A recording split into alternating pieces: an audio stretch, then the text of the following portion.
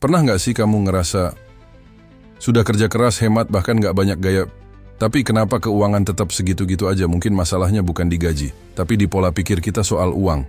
Dan ada satu kenyataan pahit. Kalau kamu nggak hancurkan pola pikir ini sekarang, kamu akan terjebak di siklus yang sama selamanya. Sekarang dengar baik-baik. Banyak orang percaya, kalau mau kaya ya kerja lebih keras. Tapi coba lihat tukang bangunan, buruh, petani. Mereka kerja dari subuh sampai malam, keringat habis, badan remuk, tapi tetap hidup pas-pasan. Kerja keras penting, tapi bukan itu intinya. Yang harus kamu hancurkan adalah pola pikir bahwa uang datang dari kerja keras saja.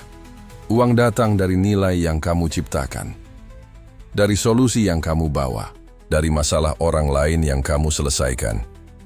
Sekarang tanya dirimu sendiri, selama ini kamu fokus kerja keras atau menciptakan nilai, dan ini belum selesai. Pola pikir kedua yang harus kamu musnahkan adalah ini. Yang penting cukup buat hidup. Dengar, cukup itu jebakan halus. Kalau kamu cuma cari cukup, kamu akan selalu kekurangan saat dunia berubah. Saat anak sakit, orang tua butuh biaya, atau tiba-tiba di PHK, kamu butuh lebih, bukan buat pamer, tapi buat bertahan, buat bantu keluarga. Buat hidup dengan tenang tanpa deg-degan, lihat saldo. Kita lanjut. Pola pikir ketiga, dan ini yang paling diam-diam merusak. Orang kaya itu egois. Ini dia kenapa banyak orang enggak sadar sabotase dirinya sendiri. Dalam hati mereka mau sukses, tapi di saat yang sama mereka benci orang sukses. Akhirnya, pikiran bawah sadar mereka nolak kekayaan karena dianggap jahat, karena dianggap sombong. Padahal kenyataannya, uang hanya memperbesar siapa dirimu. Kalau kamu baik, uang akan bantu kamu bantu lebih banyak.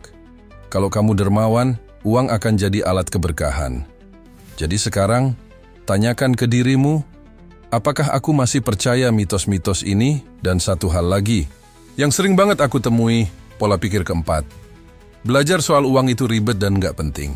Banyak orang lebih rela scroll TikTok 3 jam daripada baca buku 10 menit soal keuangan.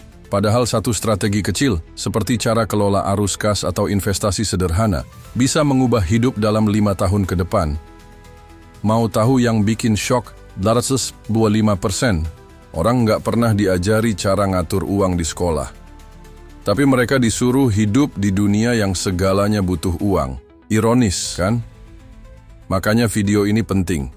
Dan kalau kamu sudah nonton sampai sini, artinya kamu sudah satu langkah di depan. Sekarang, waktunya kamu buat pilihan. Tetap terjebak di pola lama. Atau bangun cara pikir baru soal uang. Yang sehat, cerdas, dan bebas. Karena pada akhirnya, uang bukan segalanya. Tapi cara kamu memperlakukan uang bisa menentukan segalanya. Kamu siap ubah cara berpikirmu? Tulis di komentar.